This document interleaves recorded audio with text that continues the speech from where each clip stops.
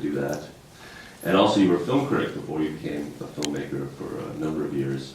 And I'm wondering to what extent all that bears an impact on how you make films and why you decide to make films and what sort of style of films that you make. Because your films, maybe more than most Canadian filmmakers, seem a part of a European art film tradition, a contemporary European art film tradition, not a classical one, but a very contemporary one, not just European too. Well, that's an ambitious question.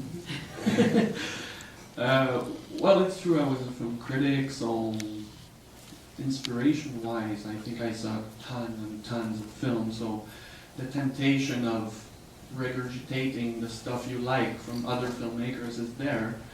So you have to make sure that there's not too many references in your film, and for that film in particular, I know we discussed a lot with my director of photography about the recent trend of German films that we used to call, film critics used to call that school, like the Berlin School.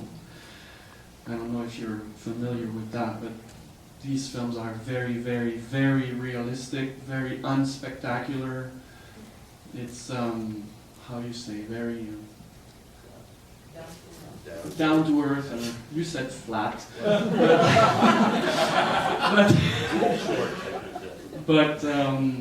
But at the same time, there's a lot of form in these films. They are very rigorous and like they are very minimalist, and you try to find a minimum dialogue to say the maximum things, and so I was very influenced by all that for this new film. And the rest, yeah, I used to be a film critic, so I know the industry, I know all the secrets, I know sometimes how to deal or not to deal with the medias and all the tricks of the industry or whatever. So, and yeah, at home in Montreal, they say I make European style cinema. It's true that it's quite different from the super slick Quebec commercial trend that we have, and it's I don't know if it's North American, but yeah, there's probably some European edge to all that. Terrified by that question because I started writing like in 2006, very long writing sessions. I remember reading something, it happened in Alberta, they found 12 bodies in a cornfield. It was a settling of accounts of some sort. And we had that in Quebec too because we had a biker war going on. So that was just a spark because like the bodies in the film are not very important, it's just an element of the story, but I remember I started with that. Then the story was in summer, it was with an 8-year-old girl, she was talking to her dolls. Then it evolves, we got the money, so I'm like, okay, we could try shooting in winter, and I'm very happy about that because winter is like a character in that film, so I'm very happy. Then the actor told me he got me interested in his daughter, and she was 13 years old, and I'm like, well, I'm looking for an 8-year-old, and she's a non-professional, but I really liked her, and I thought he could be a 24-hour coach for her, and that was something I didn't have on my shoulders, and it was wonderful to have him and her working alone at night.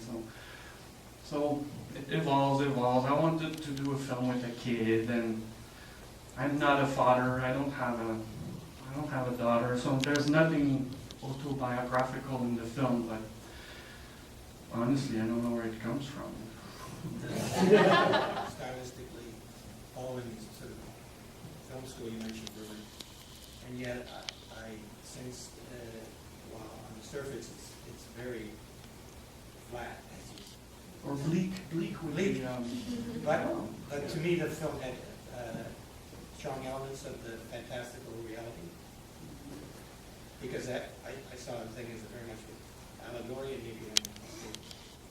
I kind of hate that magic realism like trend of cinema, and I try to stay away from metaphors or allegories, but I guess you would have many questions about the mysterious stuff in the story, but I wouldn't have any intelligent answers concerning allegories. But I don't know, we'll see what kind of questions we'll ask. But another inspiration was old Quebec cinema from the 70s, obviously, because I've always been in reaction to recent Quebec cinema. Like everything is so polished and perfect, and they make 4 million, 5 million, 6 million budget films, and this is my biggest budget ever, and it was one. So I tried to come back to the roots of fiction, Quebec cinema from the 70s, and you have this vintage look on the image. So that was another. So when she tells her mother, "I saw a tiger," the mother's like, "Are you sure you're okay?" But she just saw a tiger, and it's very important for her to work. She needs a connection with her imagination, so that's why I wanted that scene. But I admit that it's a bit enigmatic, but I'm here to tell you.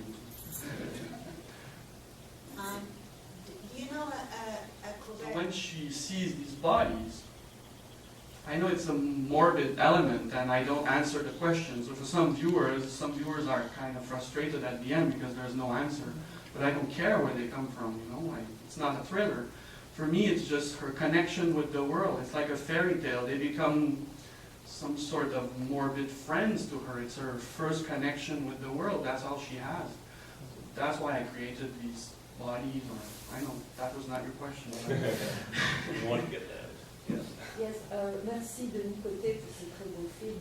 I have two questions, one serious and one naughty. So I'll start with the serious question. I'm more of a specialist of Asian cinema, so I'm sorry I haven't followed Quebec cinema more seriously. Could you give us some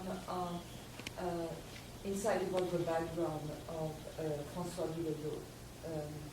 Because he's really remarkable, and I'm wondering, I have a feeling I've seen him somewhere else, and I'm wondering if he's done some stage as well. He's extremely famous in Quebec. Maybe you're familiar, I don't know if it played on CBC. It used to play René Lévesque. What? Like a famous prime minister from Quebec. He used to play René Lévesque on TV. Oh, He's playing in like 5 films a year. He's on theater. So he's very, very, very famous, but his daughter is a complete non-professional. And now my naughty question. Naughty question. Yeah, I want you to be aware that there is a persistent or a fleeting rumor that is around the Dragon and Tiger milieu, that you have a poster from Potemkin's tattooed on your chest. That's a naughty question. I swear to you, somebody very important told me.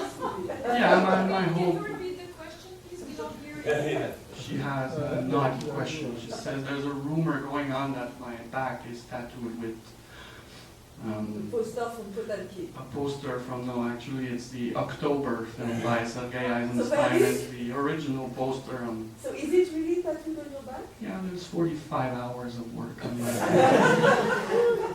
You won't see it.